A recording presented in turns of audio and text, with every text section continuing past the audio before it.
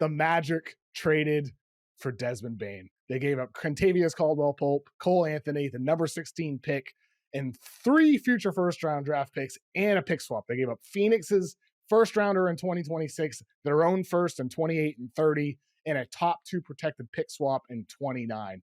They sent that to the Grizzlies. They get back Desmond Bane. What were your initial first impressions of the trade?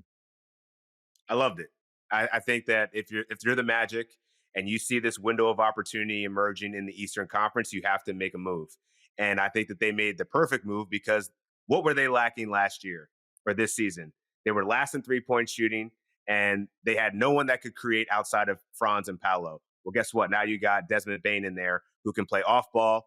He averaged over 5 assists the last 2 years in his career. So I think he's a guy that can play a multitude of roles for them. He can handle the ball. Obviously, he's a knockdown shooter, 41% from his career from 3. That's what they needed.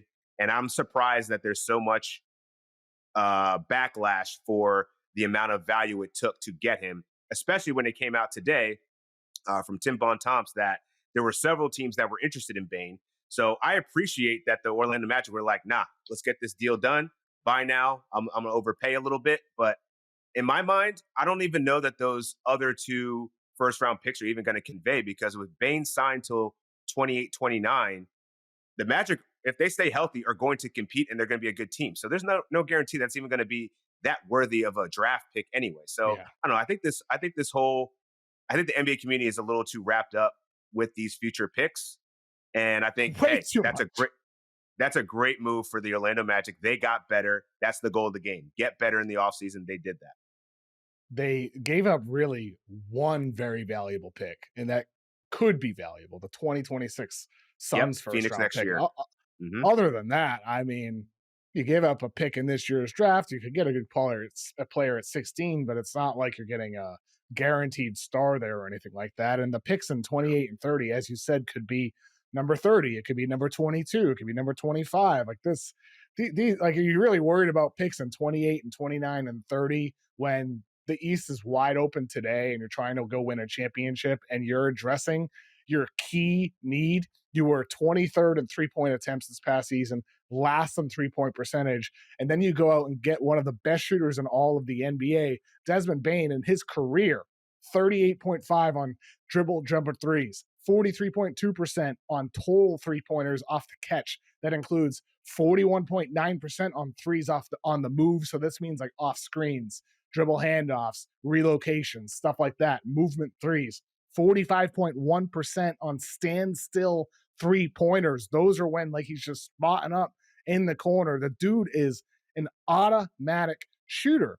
And with Bane playing in Memphis, obviously he had success there. That's why the Magic are giving up 2 okay role players and 4 first-round picks, because he had a good career in Memphis. But he's also never been in an ideal situation with a big man or a big forward for 2-man actions. We barely ever saw him run dribble handoffs with a guy like a Paolo Banchero, like a Franz Wagner, like a Wendell Carter for that matter, who was capable of passing from the center spot. So I think for Orlando, you're getting a guy who is an elite shooter, very good at driving to the basket, averaged 5+ assists in 2 consecutive seasons. He's a solid playmaker as well. He's got size on defense, so you don't lose a lot there on that end of the floor.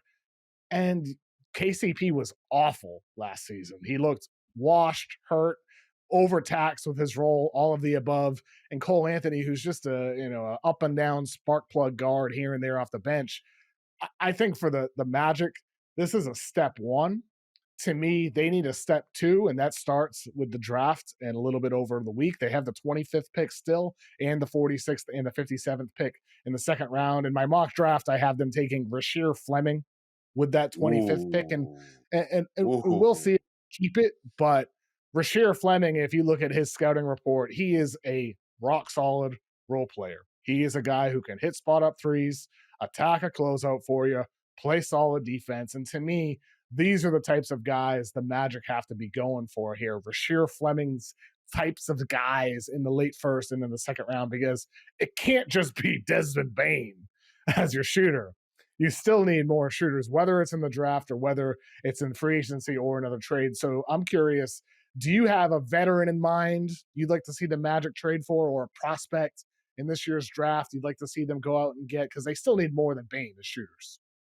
Yeah, I think Rasheed Fleming is actually a really good place for him. I actually feel like he should be ranked higher in a lot of the draft boards that I've seen. I think it's maybe because he played at St. Joe's or whatever, but he just does he does everything on offense. He does everything on defense. He can rebound well. I love his size at 6'9". Um, I think he'd be a great fit. And I think it's also a pivot off of what Orlando's been doing the last several seasons is drafting these, Caleb Houstons and Jet Howards, like very one-dimensional type players, like shooters. So you already got the shooters on your bench. I don't know if they're the ones that are going to be the ones that make it out, but I'm actually pretty encouraged by the fact that they just got Bane. I think they're on the right track. I would try to see if I can upgrade the center spot. I don't know if I have as much confidence in Wendell Carter as you do. But I do think that getting Mo Wagner back will be crucial for their second unit. Once he went down with a torn ACL last year, I think that also hurt their ability to score off the bench and kind of labor through those non Paolo and Franz minutes. But yeah, I think if I'm the Orlando Magic, I think you got to add a little bit more something to the big man room. Maybe you can leverage trading off some of those shooters that you drafted in the past couple of years that haven't really amounted to anything. But I think Rasheed Fleming is actually a really good landing spot, and that's someone that would be hyperactive, someone you can plug in right now, right away.